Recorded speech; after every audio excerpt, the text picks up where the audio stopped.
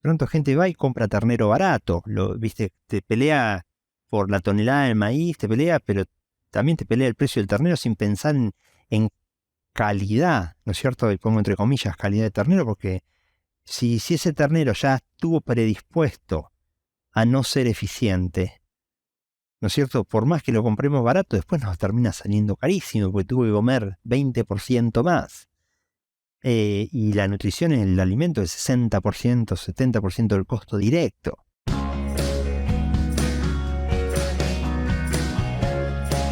Bueno, buenas tardes, bienvenidos nuevamente a esta nueva edición y hoy tenemos el agrado de compartir la tarde con Alejandro Reddy. Tal vez para hacerlo más objetivo y apropiado, Alejandro, voy a dejar que te presentes, que comentes tu trayectoria, tu historia desde Argentina hasta Ohio, donde estás situado hoy.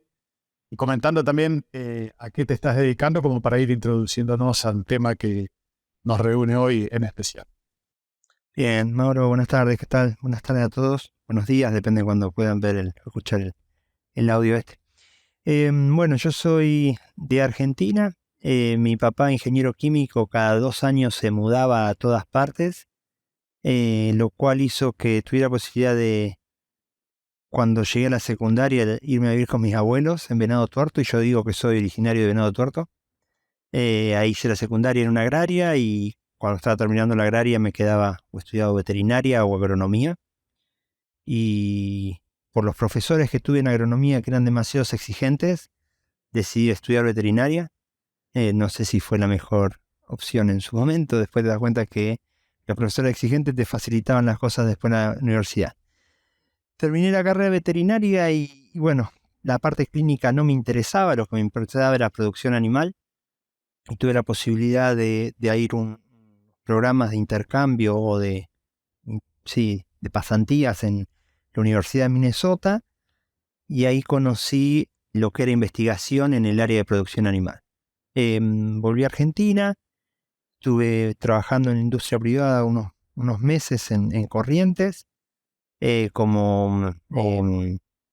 un campo de cría.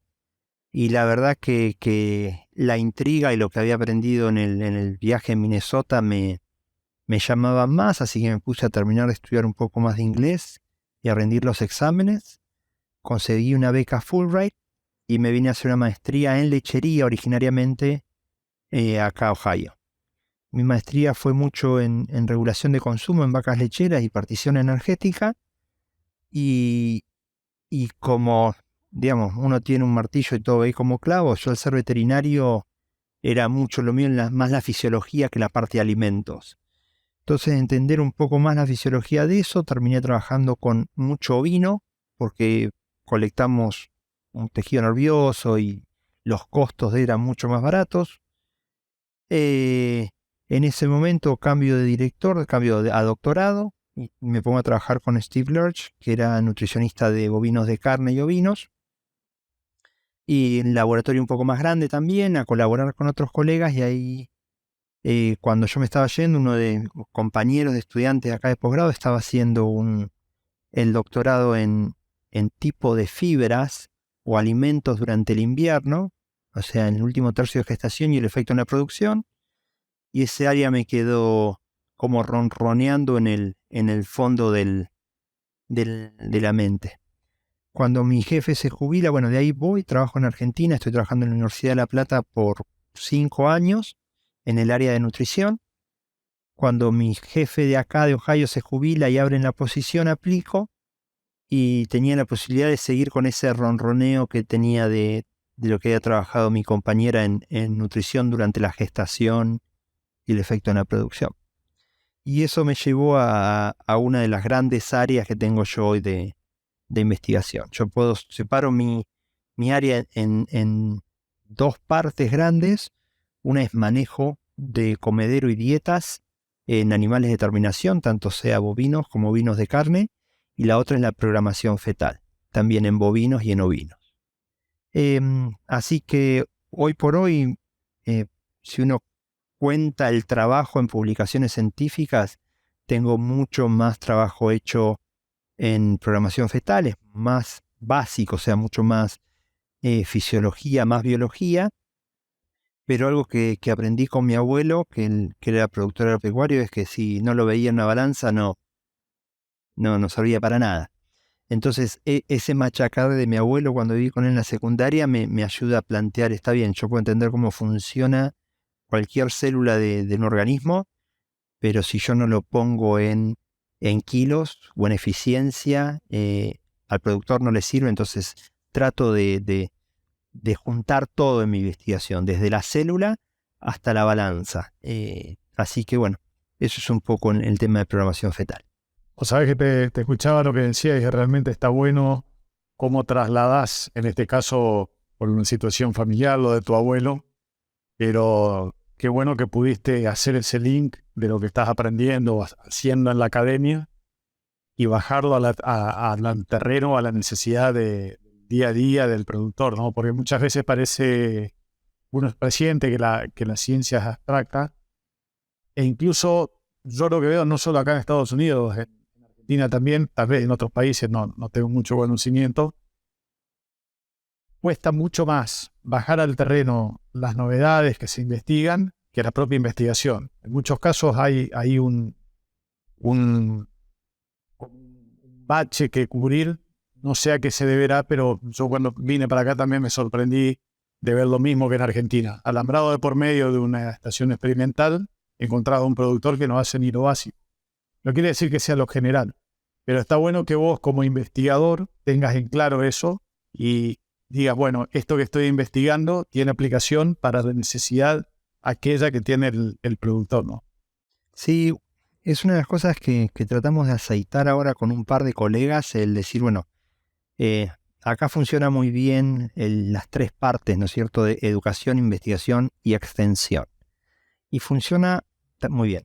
Tenés la posibilidad que funcione muy bien siempre y cuando tengas buen contacto con el extensionista o con...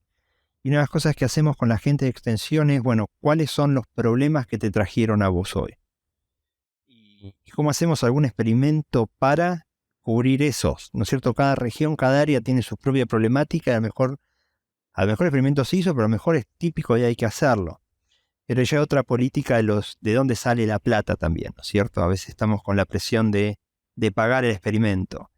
Y lo que tiene bueno esta de programación fetal que tanto puede ser financiado desde el punto de vista federal, ¿no es cierto? El gobierno puede dar subsidios, como también empresas que tengan productos que mejoren. Entonces, un poco porque la ciencia acá se mueve de las dos partes, no es simplemente empresas como probando un producto, las empresas quieren saber cuándo su producto funciona mejor. Entonces este modelo les permite decir, ¿puedo usar mi producto en tal momento? No sé, ¿puedo usar un aminoácido protegido en tal momento? ¿Va a mejorar o no va a mejorar? Y si quiero poner variables más básicas, como cómo funciona la célula, cuánta placenta, transportar en placenta, ahí ya va más la parte biológica y ahí es donde entran el financiamiento federal.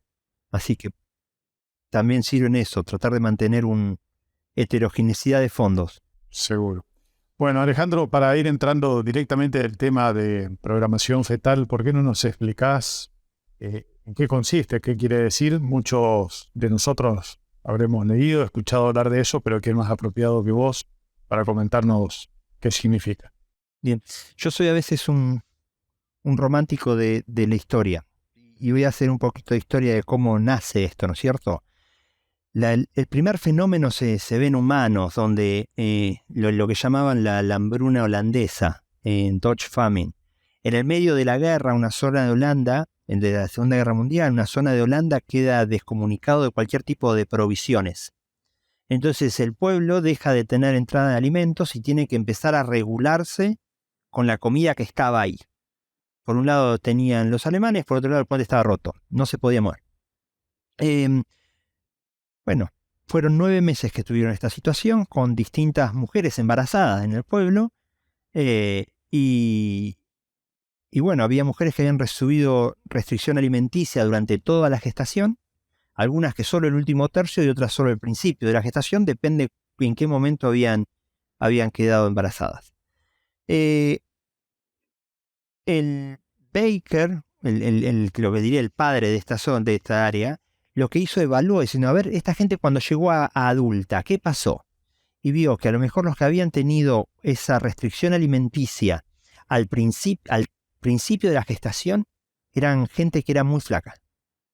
Y, o sea, es un trabajo epidemiológico, ¿no? Gente que había sufrido la restricción alimenticia en el último tercio de gestación era gorda. Y eso eran gente a los 30 años como a los 50 años. O sea, si hicieron dos veces el estudio, entonces dijeron, acá está pasando algo.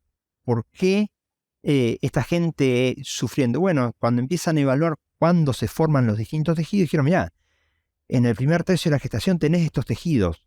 Al no subir nutrientes, se formó distinto, entonces el cuerpo nace predispuesto a que tiene que ser más eficiente porque no hay comida. En el otro caso pasa lo siguiente, se rompe a lo mejor o se forma mal el tejido nervioso, el centro de regulación de apetito, entonces sigue comiendo mucho. Y eso llevó a esto de la programación fetal. Originariamente lo llamaron eso, programación fetal, o sea, cómo programamos el feto para que sea viable en la vida posterior. Con el tiempo nos dimos cuenta que esta programación fetal pasa no solo durante la gestación. Entonces ya hablan de programación del desarrollo, es mucho más amplio. Falta con la gametocesis, o sea, cuando se forman los espermatozoides, cuando se forman los ovarios, empieza a haber estos cambios a nivel del ADN y pasan hasta, depende de los animales, se pueden llegar a ver hasta postdestete, parte de estas modulaciones. Y entro en lo técnico y disculpen que a lo mejor voy muy bajo, pero lo que pasa es, el ADN no se cambia, ¿no es cierto? La librería no se cambia, pero hay moléculas dentro del ADN que hacen que ese ADN sea más compacto o más laxo, ¿sí? Cuando se hace muy compacto, es como si nosotros de pronto, no sé, cerráramos la puerta a la librería. Entonces los libros están ahí, pero no podemos leerlos. Cuando se hace más laxo, es como que ponemos un super portón, entonces tanto los libros tienen mucho acceso. Esas moléculas, entonces esos cambios de metilación pasan durante la gestación, pasan durante la formación del gameto masculino o femenino o pasan postparto. Entonces depende del tipo de restricción alimentaria, el tipo de nutriente, todo eso, se empieza a formar y cada animal tiene, por más que a lo mejor tenemos gemelos, que los pusimos en dos vientres distintos, un gemelo puede ser muy eficiente y el otro hiper ineficiente al alimento, simplemente por cómo fue modificándose según el medio ambiente. Entonces, eso es la biología básica. Ahora, cuando llevamos esto a la producción animal, ¿cómo fue el invierno? ¿Llovió? ¿No llovió? ¿Cálido? ¿Frío? ¿Creció pasto? ¿No creció pasto? Pensando en un sistema de producción bovina. Bueno, entonces todo eso van esos nutrientes que la madre va a recibir, ese estado fisiológico que la vaca va a tener, o la oveja va a tener, hacen que el feto empiece a programarse y tenga distintas respuestas en la vida adulta. Entonces, y eso es lo que se llama programación fetal. Entonces, cómo alimentar cambiar el ambiente fetal, ¿no? Lo que ve el feto durante la vida uterino, para que sea más eficiente, mejor calidad, mayor consumo o mayor eficiencia, depende de las variables que estén buscando, y cantidad y calidad de carne.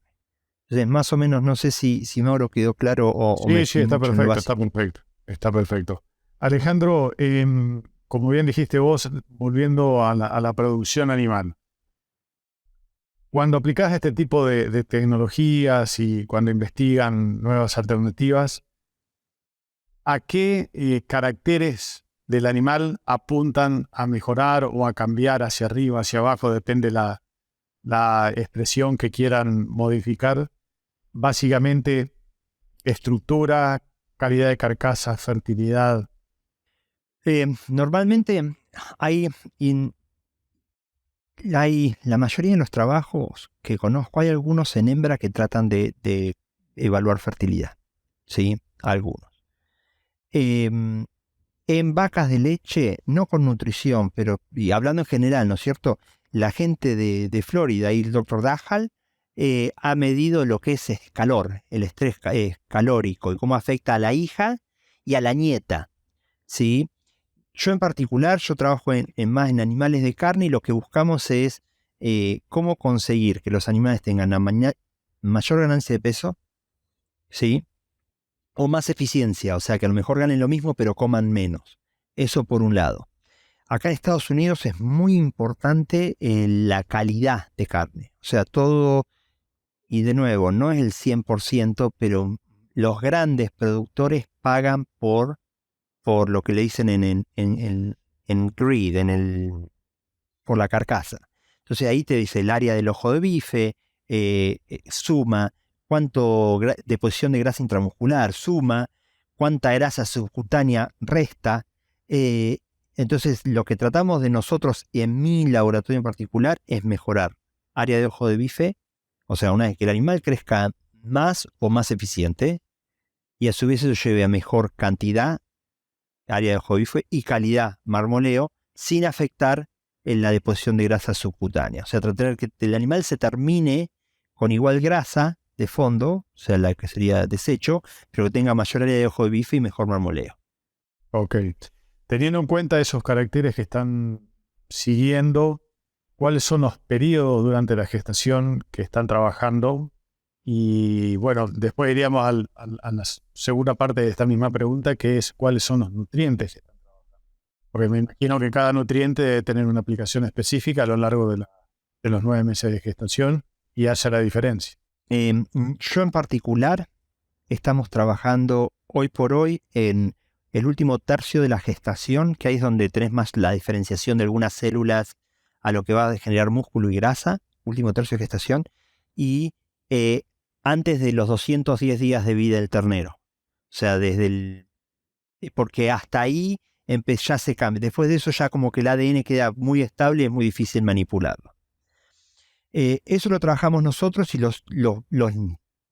voy a usar las dos preguntas y voy a ir saltando de un lado a otro. Perdón si me complico, pero en ese último tercio de gestación lo que estamos trabajando es cantidad de energía, cantidad de proteína, a su vez fuente de energía, ¿sí? Porque siempre pensamos que ¿no es cierto?, que una megacaloría es una megacaloría, pero parte de la investigación nuestra dice, bueno, el animal trabaja distinto, metaboliza distinto si esa megacaloría viene de almidón o viene de forraje. Por más que sea megacaloría los dos, el tipo de ácido graso volátil, cómo se fermenta en el rumen, cambia el metabolismo de formas distintas.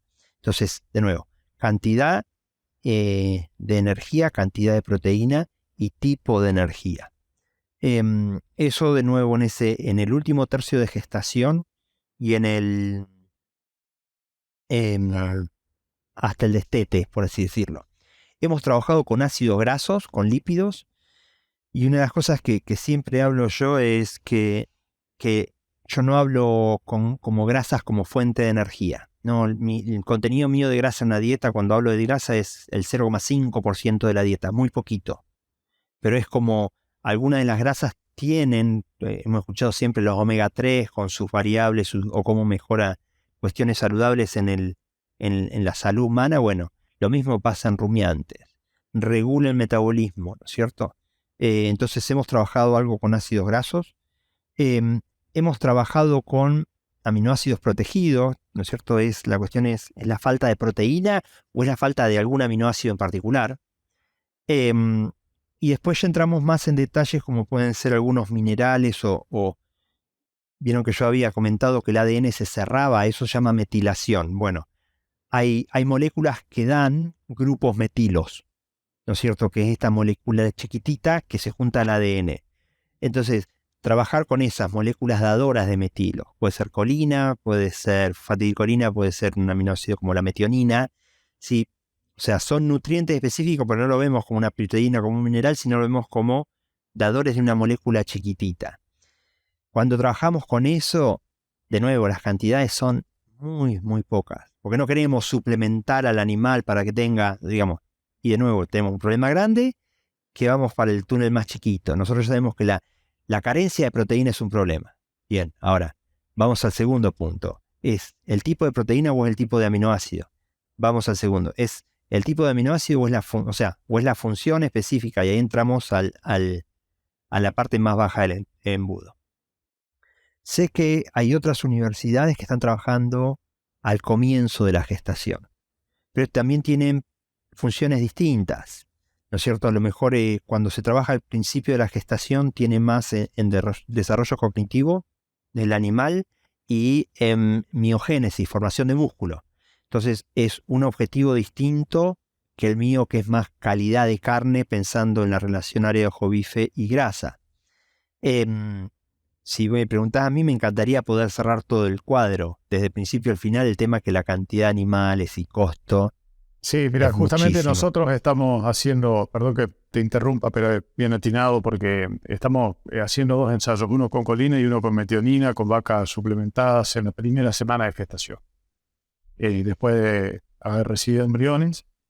Y hoy a la fecha estamos ya siguiéndolas a las hijas. Es más, el lunes tengo que sincronizarlas para inseminarlas a las hijas de esas vacas suplementadas con metionina. Entonces lo que hacemos es desarrollo genital, pubertad, estamos siguiendo más los caracteres reproductivos. Comentario. Y esto sé que a los productores a lo mejor no lo evalúan mejor que nosotros. Nunca evalúes porcentaje de preñez.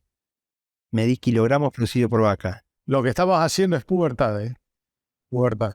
Estamos siguiendo la ganancia de peso, vamos a hacer metabolómica, una serie de metabolitos que nos interesan ver, el desarrollo, altura, perímetro torácico, etcétera, y entrada a la pubertad, con lo cual hay que hacer ecografías cada 15 días hasta que veamos que haya cuerpo lúteo, que haya ovulado. Y esto es fácilmente trasladable también, lo que te decía al principio, a las necesidades de la gente, porque uno puede mostrar cómo es un pequeño cambio en determinada época de la gestación, lo que decís vos, repercute en las generaciones futuras y marca fuego de por vida ese animal. Para bien o para mal, depende de la modificación que uno haga.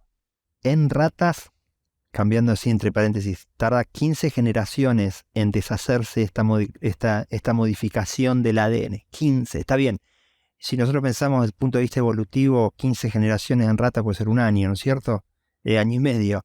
Entonces, es muy difícil, si pensás evolutivamente, que cambien drásticamente las condiciones. A lo mejor antiguamente era más difícil, ahora no sabemos lo que va a pasar mañana, pero con el clima y todo eso, si nació en seca, es posible que el hijo venga en seca y que el forraje sea. Entonces, la adaptación a ese ambiente es impresionante, sí. Sí.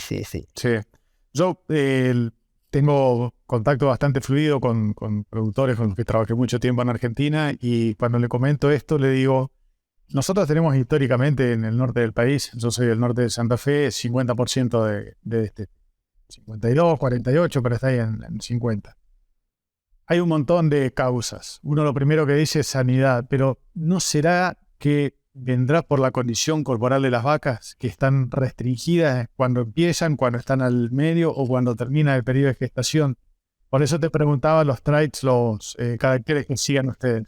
Una de las cosas que a mí me interesa es y nunca lo evaluamos, ¿no es cierto? El toro, ¿no es cierto? El toro también, cuando vos tenés un semen, se puede estar metilado, por así decirlo, o sea, que puede estar ya programado. Entonces, ¿cómo fue el calor de ese toro? Entonces ese semen viene programado, entonces cuando sale la hija o el hijo de eso, no tiene ya determinadas condiciones que le afectan. Y el tema es, cuesta un poco más en tiempos y esas cosas conseguir. O la misma vaquillona, es, bueno, si mi vaquillona la puse en el rastrojo, porque estaba bien, no sé, yo tenía que cuidarla para que se desarrolle. Esa dieta donde se está formando todos esos ovocitos y no me va a impactar en la calidad de su hija y por supuesto de la nieta y así, es fascinante. Para complementar lo tuyo, de hecho hay varios trabajos hechos en toros, en machos en general, e incluso en humanos.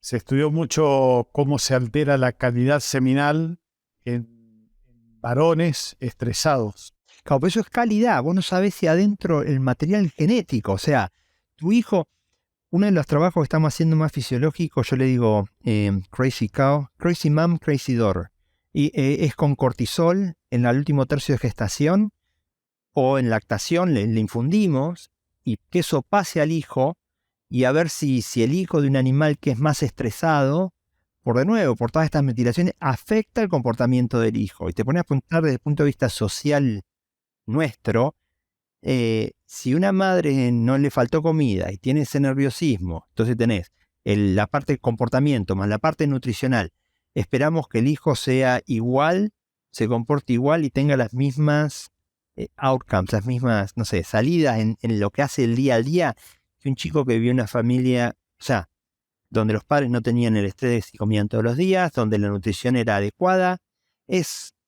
Pero bueno, algún día llegaremos a poner las dos puntas del hilo juntos. Tal cual, tal cual. Alejandro, volviendo un poquito a la parte de producción. Hablamos de los momentos de restricción o de alimentación, de suplementación. Hablamos de algunos alimentos.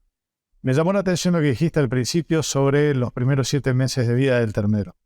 ¿Sí? Como forma práctica mencionaste hasta el momento del destete, que ocurre más o menos tradicionalmente a los 6-7 meses de vida. En Argentina es cada vez más frecuente el destete anticipado, precoz o hiperprecoz. ¿Cómo crees que puede estar jugando esto de la programación con ese estrés anticipado, por decirlo de alguna manera, que sufre el ternero? Mirá, el jueves de la semana que viene la defensa de Alejandro Pitaluga, un chico de Uruguay que está haciendo el doctorado conmigo. Ahí te respondo. Es justo lo que está haciendo él ahora, y esta pregunta no te la mandé, no lo charlamos antes, así que es complejo porque en parte lo que se asume, ¿no es cierto? Y acá hay dos partes, desde el punto de vista de producción en sí y el otro la parte biológica y programación fetal. Lo que asumimos es que las dietas con mucha concentración de almidones lo que hacen es predisponen a esas células que tienen capacidad de ir o a músculo o a tejido adiposo, ¿no es cierto? Las que están a nivel de tejido muscular. Hay células que van a ir a unirse a las fibras musculares y a armar el músculo más grande, o hay células que se van a crecer entre medio y van a ser tejido adiposo. Entonces, cuando el animal recibe mucha energía en forma de almidón, ¿no es cierto?, al temprano, parece que predispone algunas de esas células que todavía no se diferenciaron a ser células más adipocitos, tejido adiposo.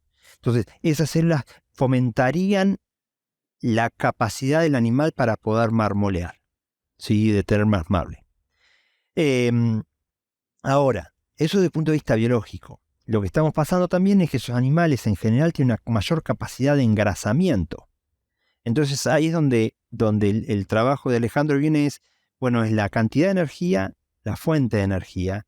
¿Qué pasa si les damos, ¿no es cierto? Podemos nosotros programar la tasa de crecimiento.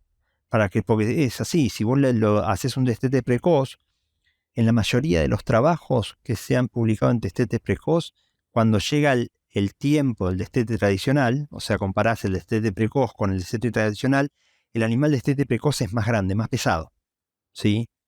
Entonces, bien, lo programamos para que tenga más marmoleo, pero le pusimos tanta energía al principio que también acumuló más grasa dorsal y estamos terminando el animal muy chiquito.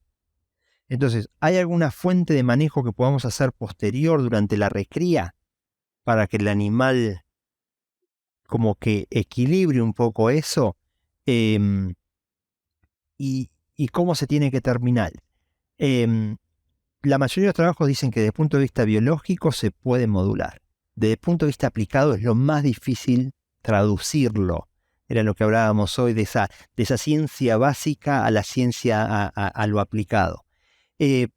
¿Por qué? Porque empieza a haber tantas variables que empezamos a agregar a lo largo del tiempo que si yo mido la célula veo el cambio. Bueno, pero ¿qué dieta le tengo que poner? ¿En qué momento? ¿Durante cuánto tiempo? Para que ese cambio que yo veo en la célula realmente, tiene el potencial de serlo realmente es.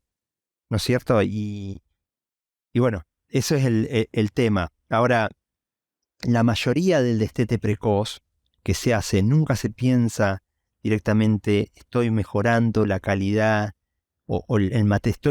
Siempre hablamos que la genética tiene y nunca llegamos a maximizar la genética, ¿no es cierto? El fenotipo versus genotipo.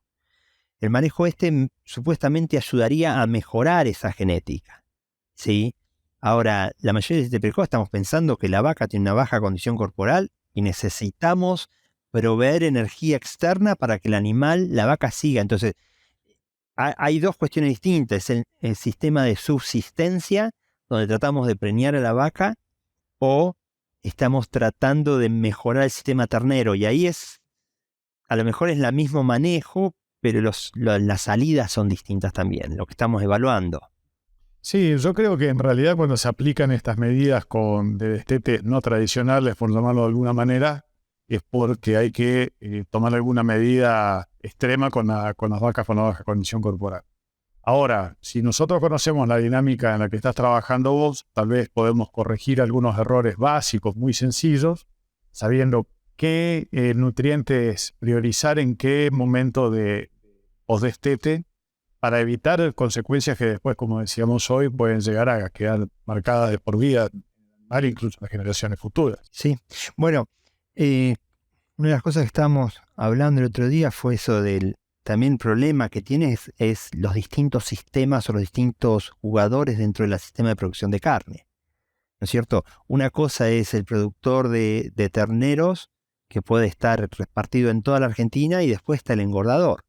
A veces son sistemas integrales, pero a veces son dos unidades distintas. Pronto gente va y compra ternero barato, ¿viste? Te pelea por la tonelada del maíz, te pelea, pero también te pelea el precio del ternero sin pensar en calidad, ¿no es cierto? Y pongo entre comillas calidad de ternero, porque si ese ternero ya estuvo predispuesto a no ser eficiente, ¿no es cierto? Por más que lo compremos barato, después nos termina saliendo carísimo, porque tuvo que comer 20% más. Y la nutrición en el alimento es 60%, 70% del costo directo. Entonces te gastaste un 20% en un montón más y el ternero no te engordó, o te engordó muy rápido y no te dio carne. Entonces es complejo. Ojalá se pudiera hacer más sistemas integrales. Sé que, no sé si conocen no sé si hay en Argentina, llegó, ¿no? Está la hamburguesería Wendy's. No sé si estará en Argentina, la verdad no lo sé. Bueno, es una cadena de comida rápida, es de acá de Ohio, y uno de los que trabaja en calidad de carne fue colega mío. Y una de las cosas que ellos hacen, ellos tratan de convencer al productor, ¿sí?, que cuando un animal rinde más, esa plata extra, ganancia extra, se la pasen al criador. ¿No es cierto? O sea, si vos tenés 2 lotes y uno dio el 10% más, pasale parte de esa ganancia a ese criador, para que siga haciendo las cosas bien. Porque en definitiva también hay veces, no sé cómo está la situación en Argentina, pero acá muchos criadores están quedándose out of business, fuera de... No les dan los números. Entonces, bueno, ya que alguien hizo las cosas bien, y sí, para que la vaca no sufra esas restricciones nutricionales, tiene que gastar más, ¿no es cierto?, el productor de cría, para que la vaca esté bien. Ahora, si él no ve un retorno económico en eso, por más que quiera, a veces no puede. Entonces ahí es donde me parece que tiene que venir incentivo de toda parte de la cadena, decir, bueno, mira, va a rendir mejor, va a ser más eficiente, yo tengo un 10% más de ganancia, bueno, repartir con el productor de cría para que siga haciendo las cosas bien. Exacto. Sí, es la única manera de que... Lo hablábamos con el ingeniero Achával en el episodio anterior. Históricamente hubo una cuestión como que cuando una parte de la cadena gana, la otra se perjudica y viceversa. Sería bueno entender todo como un sistema que funcione para que todo el mundo tenga su beneficio en forma más o menos pareja. Porque en definitiva lo que vos decís, ese productor que compra barato, pero después el ternero no le mete carne porque hizo más grasa, en definitiva después lo lleva a la industria y al momento del rendimiento de gancho también juega un montón. Un animal que pesa 400 kilos y tiene un 7-8% menos de carne que la media res que está al lado, cuando uno lo traslada a los costos fijos y pone todos esos números al lado, la repercusión es grande. Entonces eso es lo que hay que entender, que eso funciona como un sistema. Debería funcionar como un sistema. Pero bueno, yo lo que veo hablando con productores que están muy atentos a empezar a prestar atención a este tipo de cosas. Por eso lo de programación fetal me parece que es un temazo. Lo van a poder aplicar en la medida que se vayan bajando líneas fáciles de implementar, sencillas, como para decir, bueno, necesitamos restringir, no lo hagas en este periodo porque te va a jugar en el desarrollo óseo, en el desarrollo muscular. Más vale toma otra medida para achicar costos. Hay algo muy importante también que comentaste que me parece que les viene muy bien a la gente tener en cuenta, que cuando uno habla, por decir un número, 15% de proteína, también hay que tener en cuenta la calidad de ese 15%. Ni que hablar de la energía, ni que hablar cuando uno habla de fibra sin tener en cuenta la digestibilidad. Entonces, son datos que al menos a las generaciones nuevas de productores ya le empiezas a hacer un poco de ruido y empiezan a prestar atención. Lo bueno es que estén predispuestos a aprenderlos para que los implementes en su sistema. Sí, bueno, ahora que comentás, las primeras investigaciones en esto en proteínas, viste, el tema es, desde el punto de vista aplicable, ¿cuándo suplementás? Tengo que ir todos los días a ponerle. Y hay unos trabajos que hicieron oscilación, o sea, no le daban fuente proteica todos los días. Iban 2 o 3 veces por semana. Y compararon todas las variables relacionadas con metabolismo proteico en animales que comían todos los días y en animales que comían 2 o 3 veces por semana. Y el rumiante es tan eficiente en todo ese metabolismo proteico que en vacas de cría lo que era esperado versus observado, o sea, control contra estos oscilación, o sea, no todos los días, funcionó lo mismo. Ahora, trataron de hacerlo igual con energía, decir, bueno, podemos darle un suplemento energético cada 2 días o cada 3 días, los animales terminaron acidóticos, todo un problema general. Entonces, bueno, ¿qué deficiencia tenés? También te va a plantear el tipo de manejo que tengas que utilizar. Algunos manejos más fáciles, otros un poco más complejos. Pero sí. Seguro. Bueno, apasionante todo esto. Alejandro, la segunda parte, lectura de comederos, según habíamos hablado. Ya que estamos hablando de energía, de acidosis, creo que calza justo como para enganchar el segundo tema. ¿Qué están investigando? ¿Qué están viendo? Mirá, antes para poder explicar qué investigamos, tengo que plantear como el sistema de producción de Ohio. Por ejemplo, nosotros tenemos un pueblo son 20.000 habitantes. El pueblo tiene como una parte de campo que entra entre medio, viste que las urbanizaciones van creciendo, nada es formal. En ese campo, o sea, yo diré a mi casa para ir a Walmart, paso por un campo con 15 vacas. Y para llevar a mis chicos al colegio, paso por otro por 20. Si quiero ir de acá a cargar nafta, paso por otro campo que tiene 15 vacas.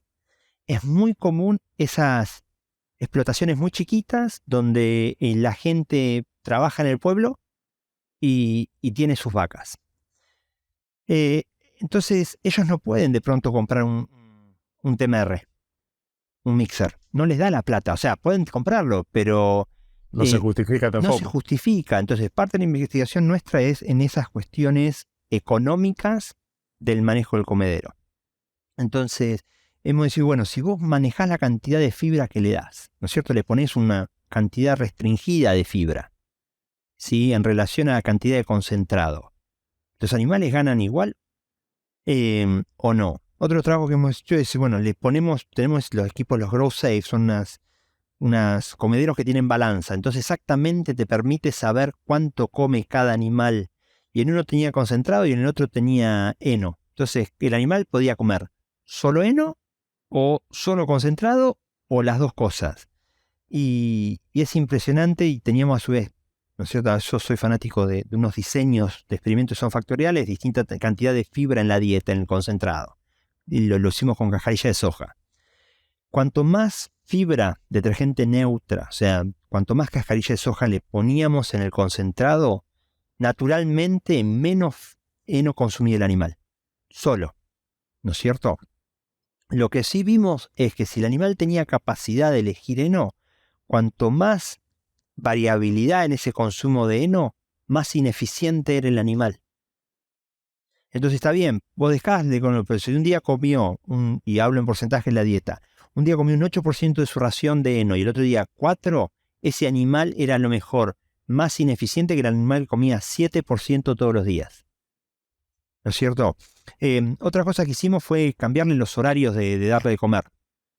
Le damos 2 horas antes o 2 horas después. Pensando que, porque una de las cosas que siempre dicen, bueno, el animal tiene que comer siempre a la misma hora. Yo me acuerdo cuando trabajaba con mi abuelo, la capacidad de que se le rompiera un tractor era muy frecuente. Y se rompía el tractor y estábamos en tiempo de trabajo en el campo.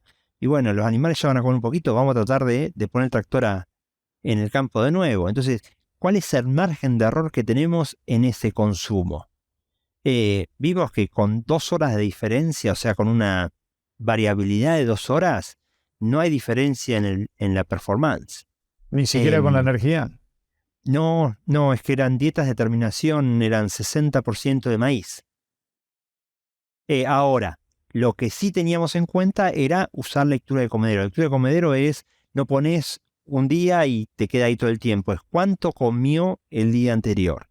Entonces, si había quedado algo de alimento 2 días seguidos, yo le bajaba el consumo. O sea, regulando cuánto consume el animal, en ese sistema de manejo, tenés, y de nuevo, y creemos que eso, porque hemos trabajado con maíz entero y maíz molido, para ver si algún tipo de, al molido, al aumentar la digestibilidad, produce más problemas de acidosis, y no. Y creemos que el sistema de manejo de lectura de comedero es tan robusto, controla tanto que el animal no se empache, o sea, que un día coma demasiado y al día nada, y estabilice el consumo, que una pequeña variabilidad de 2 horas por día en el momento que ofrecemos la comida no cambia el performance.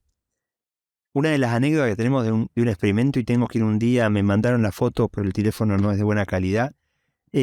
Tenemos el comedero separado en 2, con concentrado y heno, y tenemos un novillo que agarra el heno, mueve un poco, saca la parte más grande, agarra otro pedazo, lo pone con el concentrado y come. Es su propio TMR, no sé cuántos habrá así,